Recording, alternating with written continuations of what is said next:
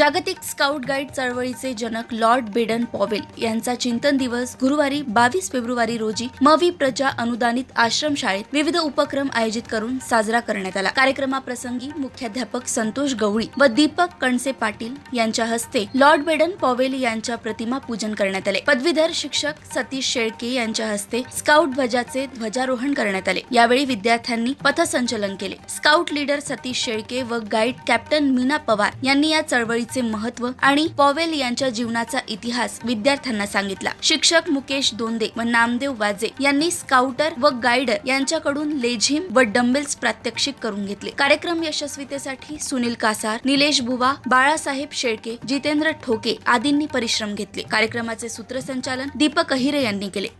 Laxman Bagul, Janmat live news, Borgaon.